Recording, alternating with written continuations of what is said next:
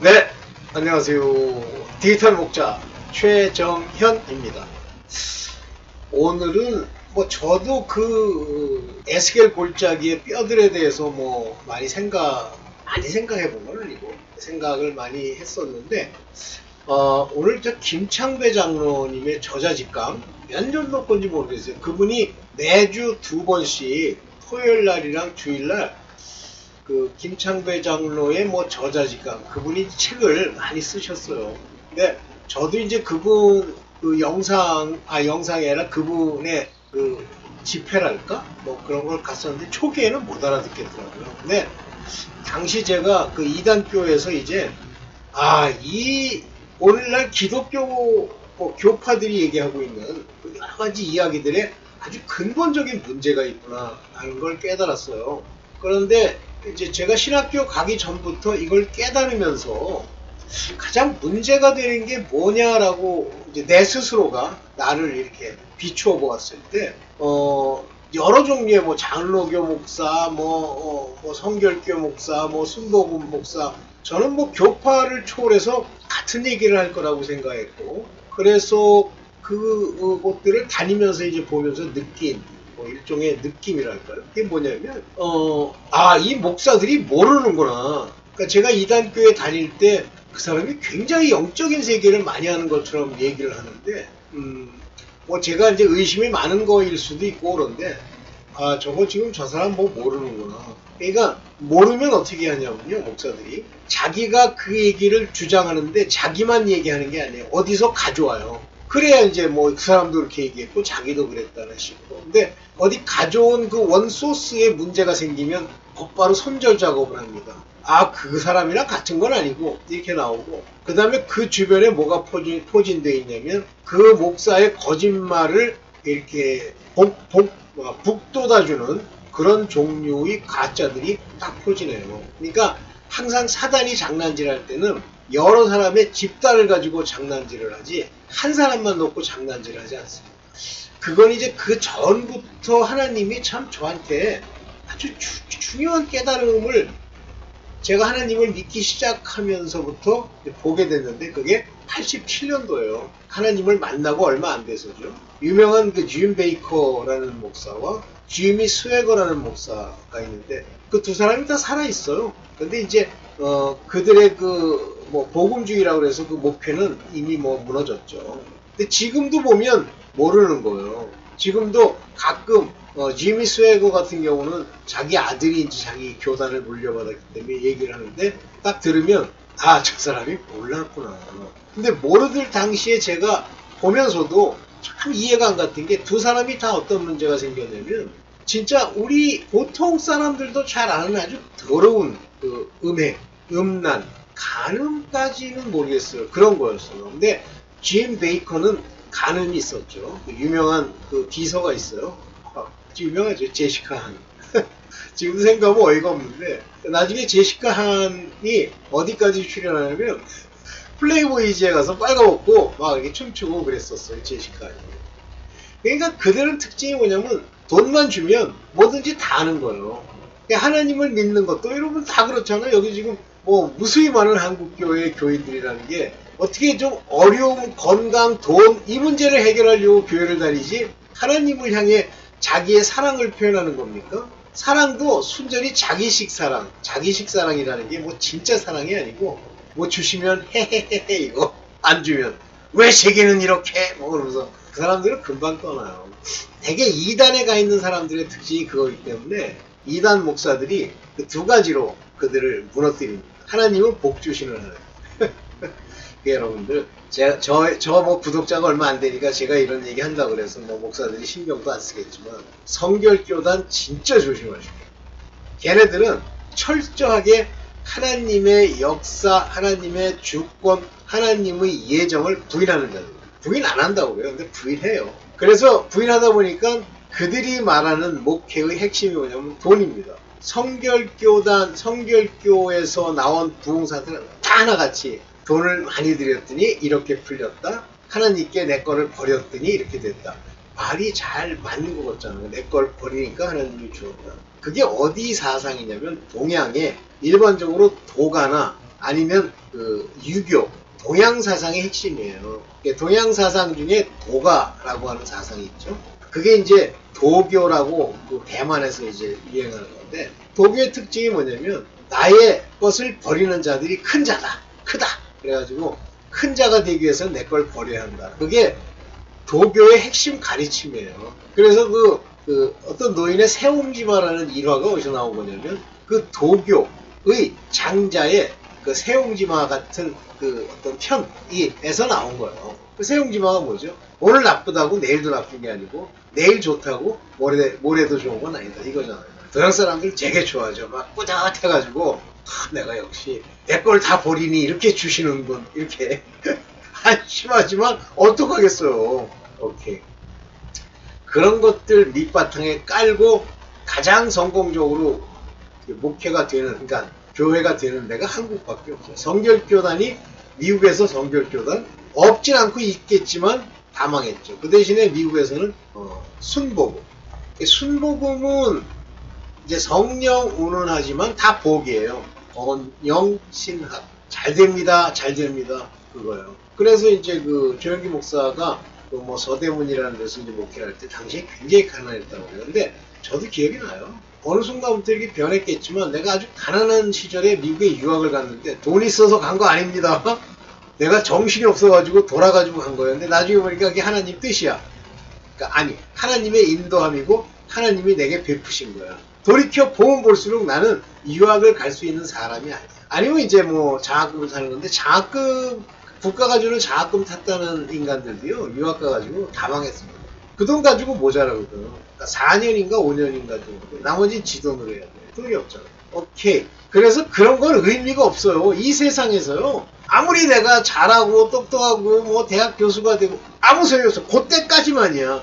그 이후부터는 자기가 해놓은 죄악들을 따라서 죽고 사는 게 결정되는 거예요. 그래서 하나님과 하나님의 보호하심과 고난의 세월을 거치지 않은 자들이 나중에 끝까지 완전하게 간다. 그러면 그건 마귀에게 소속됐거나 또는 만몬을 섬기는 우상 숭배자거나 아니면 그렇지 않으면 다 안 돼요.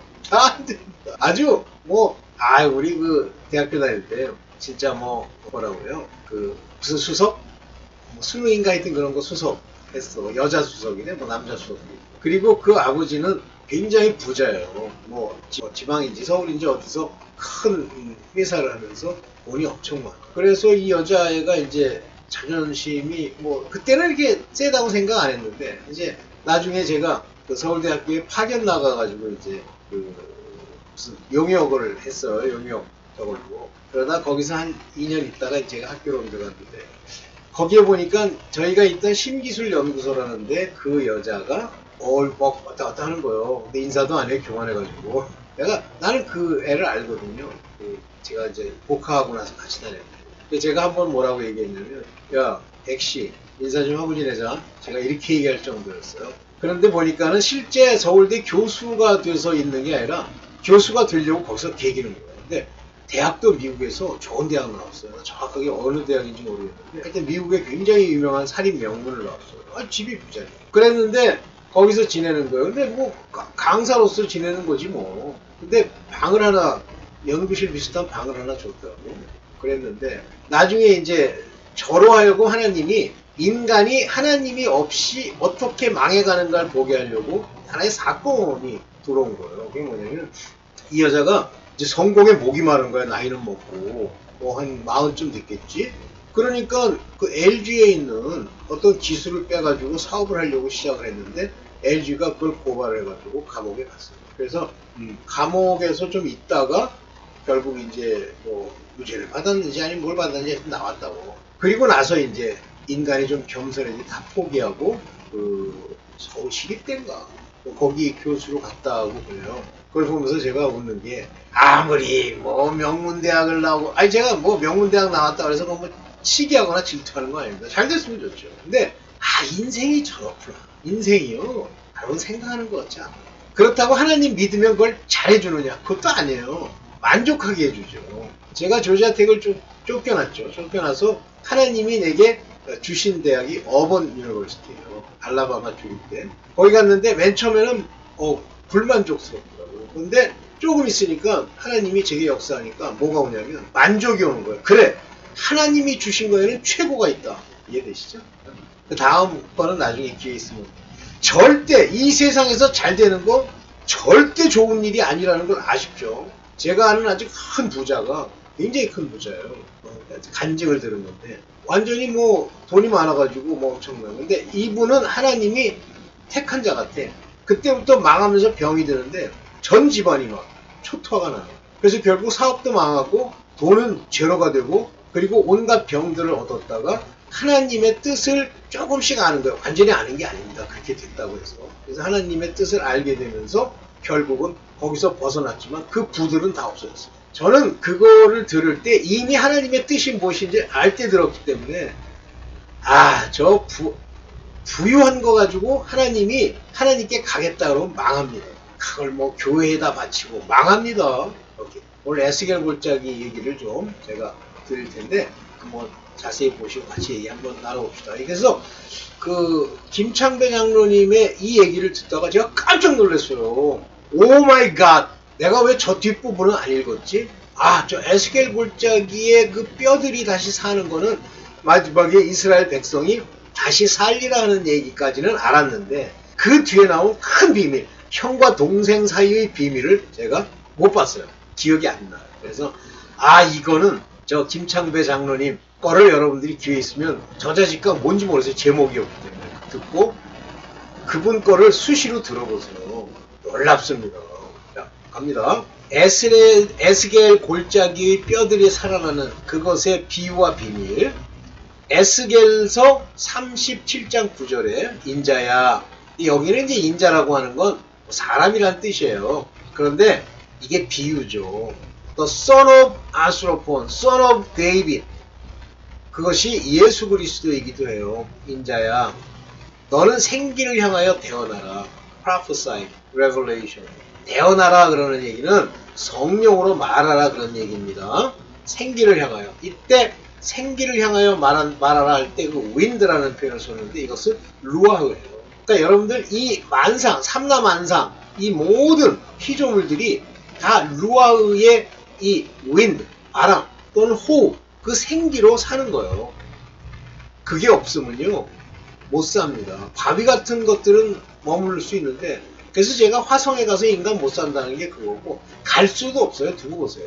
이 지구 손 다 끊어낼 때까지 못 삽니다. 지구만 하나님이 이 루아흐, 성령, 여호와 하나님의 영이 그 안에 머물면서 되는 거예요. 대언하라, 생기에게 대언하라. 여기 영어로는 이제 prophesy 이렇게 했는데 예언하라 하는데 revelation, 대언 또는 성령으로 얘기를 하는 겁니다. 주 여호와의 말씀에 생기야 사방으로부터 와서, 그래서 여기서 for wind, 사방으로부터 와서 이 사망당한 자에게 불어서 살게 하라 하셨다 하라. 이때 이 생기는 루아흐입니다. 그러니까 하나님이 뼈들은 완전히 죽었잖아요. 뼈만 남아있는데 거기에다가 루아흐, 하나님의 살게 하심이 임하면 이들이 살아나는 거예요. 이때 네샤마와 같은 그런 동적인 동사, 여기 네파흐라고 하는 건 이 breath, blow, 한마디로 바람을 불어넣다, 생기를 넣다, 생명에게 루아흐를 주다 그런 얘기예요. 그래서 o breath, 요게 루아흐입니다. 요게 호바, 그래서 불어넣다, 여기 나파흐, 그들의 슬레인, 죽은 몸에 불어넣으라. 즉 하나님이 살려야만 사는 거예요. 루아흐, 하나님의 생기가 없으면 죽습니다. 이 네파흐라고 하는 이 동사는 나중에 네샤마와 일치되는 동사, 일치되는 건 아닌데 그것과 관련된 동사라는 걸 볼 겁니다. 자, 봅니다. 자, 두 종류의 인간 그룹이 있습니다. 하나님의 부르심에는 이스라엘과 에브라임이에요. 여러분들 에브라임에 대해서 여러분들 성경 많이 읽은 사람은 기억하시죠? 요셉의 두 아들이 므낫세와 에브라임이에요. 그런데 야곱이 그들에게 안수할 때 므낫세가 형이고 에브라임이 동생입니다. 그럼에도 불구하고 손을 막 어긋나게 해서 에브라임에게 오른손을 므낫세에게 왼손을 댑니다. 이건 무슨 얘기냐면 에브라임이 더 높다는 얘기예요, 영적으로. 근데 여기 이 뼈들에 대해서 막대기에 뭐라고 쓰라고 하냐면 유다와 이스라엘이라고 쓰인 자손이라고 쓰인 막대기와 에브라임의 막대기, 요셉의 자손 에브라임의 막대기, 곧 요셉과 그 짝 이스라엘 온 족속이라 쓰고, 이게 무슨 얘기냐면요. 참, 이 자체로는 아는데 우리 김창규 장로님 얘기하는데 깜짝 놀랐어요. 여기 보면 유다와 그 짝 이스라엘 자손이라 쓰라 하는 얘기는 요건 종에 해당되는 종의 영, 즉 살아있는 영, living soul을 받는 자들과, 또 다른 막대기에는 그 위에 에브라임이라고 쓰라는데, 이 에브라임이라는 말은 에브라임에게는 이방을 의미하는 거예요. 에브라임은 많은 민족이 에브라임의 가지에 붙는다는 얘기는 바로 에브라임이 바로 이방의 사람들인데,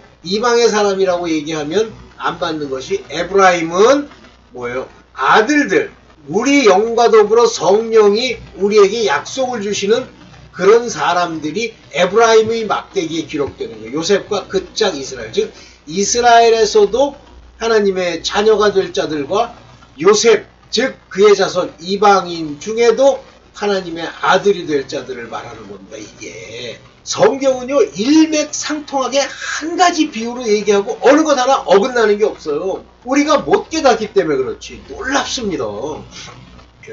자, 이 두 정체성이 하나 된다는 얘기는 나중에 주의 말씀이 에스겔서 37장 19절입니다.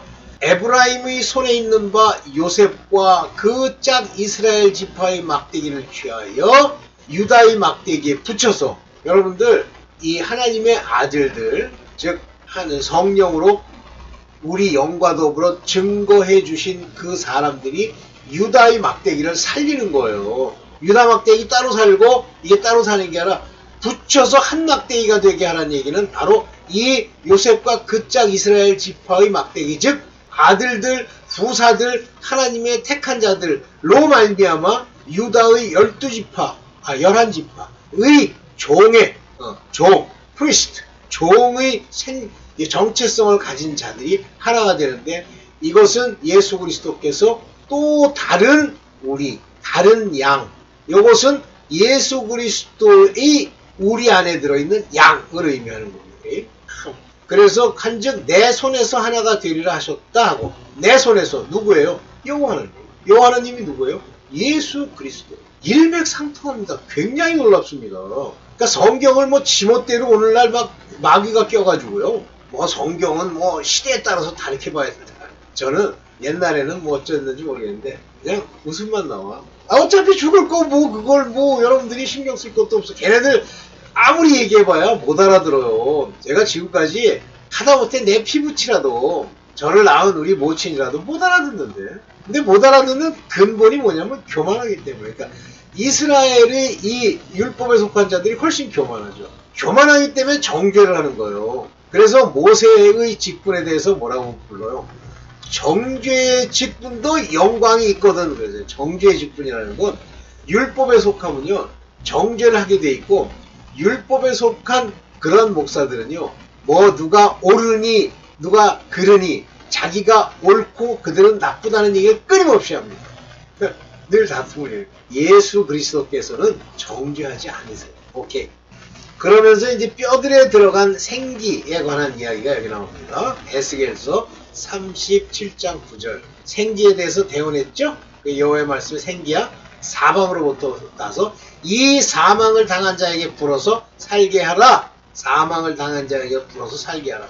사는 게 두 가지가 있어요. 여기 보면 life, 생명, live, 살리라. 요 live, zoe라고 하는 요 단어는 진짜 생명을 얻는 거예요. 근데 그들은 slain, 이미 사망을 당한 자예요. 죽은 자들이에요. 불어 살게 하라.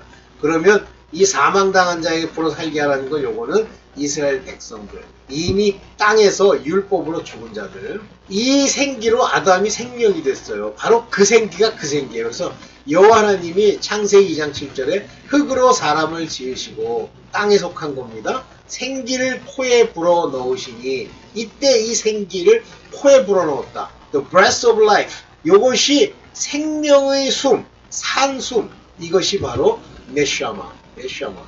그래서 이 네샤마란 단어는 사람에게 사용할 때는 생명의 호흡을 의미하는 것처럼 얘기하지만, 사실은 루아흐, 하나님의 살게 하심과 함께 사용되고 네페시와 동의어라고 그러는데 사람에게만 불어넣는 영입니다. 산영. 그래서 여기 사람이 생명이 된지라. living soul. 이때 혼이 사는 거예요. 이 혼이 인간들 안에 혼이 있고 동물 안에도 혼이 있지만 그들은 living. 여기 living이라는 건 살린다, 살아난다, 하나님께 영생을 얻는다는 의미의 soul이 아니에요. 그래서 이제 이거를 이게 살았으니까 영혼이다 얘기하는데 왜 이 soul이 사냐면 바로 여기 the breath of life, 즉 네샤마가 있기 때문에 산다. 그렇죠? 자, 이제 이렇게 보면 여러분들이 바로 저 조금 전에 얘기했던 에스겔 골짜기에 사는 두 막대기처럼 잘 보세요. 성경의 형과 동생의 일관된 비유에 보면 동생이 먼저 되고 형이 나중됩니다. 형은 반항하고 동생은 순종합니다.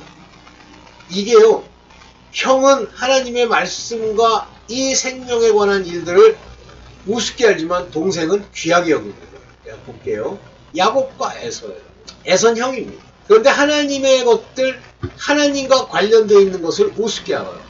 그리고 결혼도 우습게 알고 다 우습게 합니다.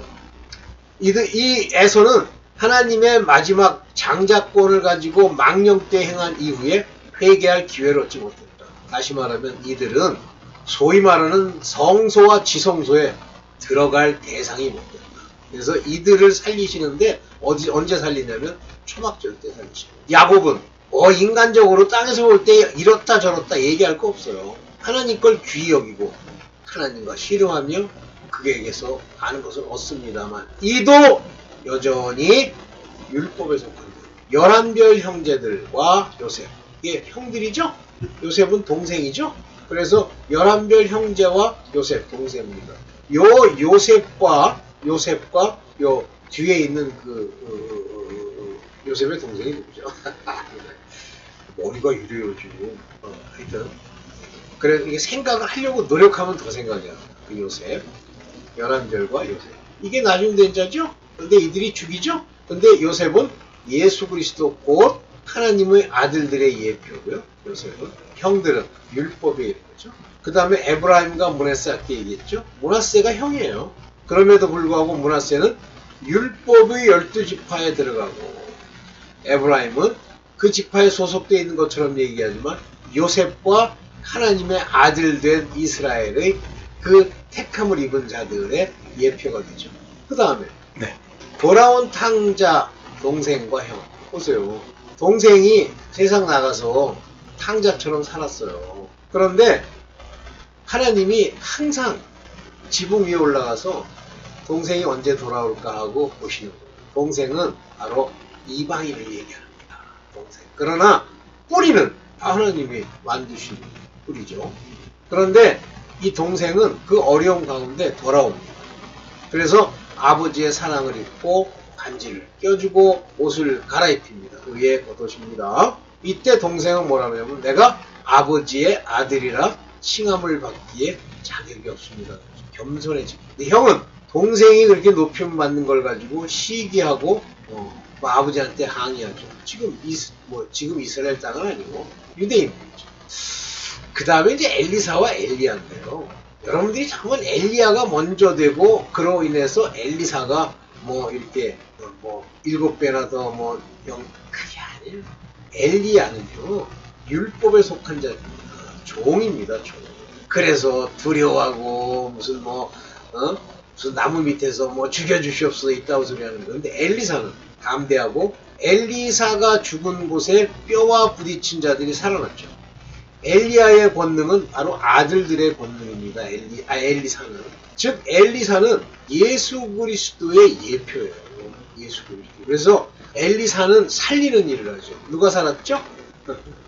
그 유명한 장군이 와가지고 장군 이름 생각하려니까 안 나. 장군이 와갖고 엘리사에게 왔죠. 왔는데 저 물에 가서 씻어. 그랬더니 아니 우리나라에 물이 없어서 이렇게 기기다가 그 말에 순종함으로 나왔죠.